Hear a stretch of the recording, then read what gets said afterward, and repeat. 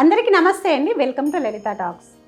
ఆషాఢ మాసం వచ్చేసిందంటే ప్రతి ఒక్కరికి గుర్తుకొచ్చేది తెలంగాణలో బోనాల పండుగ. తెలంగాణ పండుగగా పేరుగాంచిన బోనాల పండుగ స్పెషల్గా మనకి ఆషాఢ మాసంలోనే జరుపుకుంటారు. సో ఎందుకు ఆషాఢంలోనే జరుపుకుంటారో, అసలు ఆషాఢానికి ఎందుకు ఇంత ప్రత్యేకత ఉంది, మనము ఈ వీడియోలో అయితే చూద్దాము. మన భారతీయ సంస్కృతిలో ప్రతి మాసానికి ఒక ప్రత్యేకత ఉంది. అయితే ఆషాఢ మాసం గురించి చాలామందికి అనేక సందేహాలు ఉంటాయి. ఆషాఢ మాసంలో శుభకార్యాలు ఎందుకు చెయ్యరు?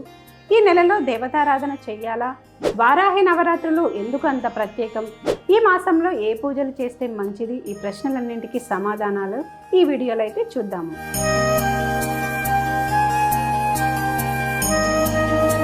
మొదటిగా ఆషాఢ మాసం అంటే ఏంటిదో ఇప్పుడు చూద్దాం. తెలుగు పంచాంగంలో జ్యేష్ఠ మాసం తర్వాత వచ్చే నెలను ఆషాఢ మాసం అంటారు.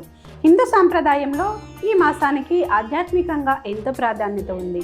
ఈ కాలంలో వర్షాకాలం ప్రారంభమవుతుంది. ప్రకృతిలో మార్పులు చోటు చేసుకుంటాయి. అందుకే ఈ నెలను ఆధ్యాత్మిక సాధనకు అనుకూలమైన సమయంగా అనేక సంప్రదాయాలు భావిస్తాయి. ఆషాఢ మాసంలో శుభకార్యాలు చాలా తక్కువగా జరుపుకుంటారు.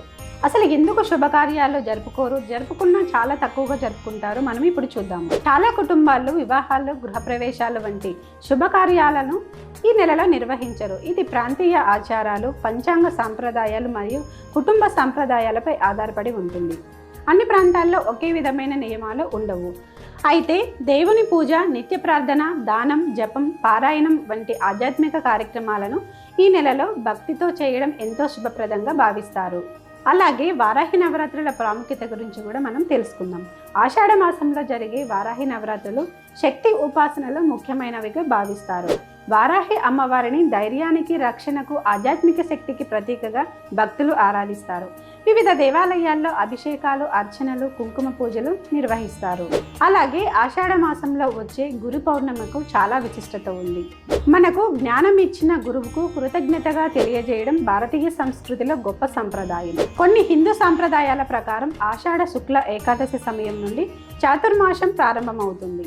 ఈ కాలంలో అనేక మంది సన్యాసులు, యతులు ఒకే ప్రాంతంలో ఉండి ధర్మబోధ చేస్తారు. భక్తులు కూడా జపం, ధ్యానం, సత్సంగం వంటి ఆధ్యాత్మిక కార్యక్రమాలకు ఎక్కువ ప్రాధాన్యం ఇస్తారు.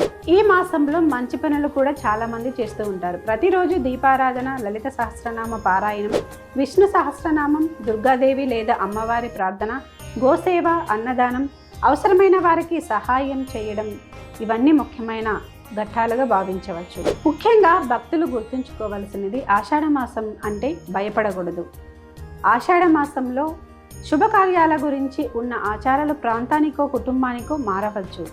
కానీ భక్తి, ప్రార్థన, దానం, ధర్మాచరణ వంటి మంచి పనులకు ప్రతిరోజు, ప్రతి నెల ప్రాధాన్యంగానే ఉంటుంది.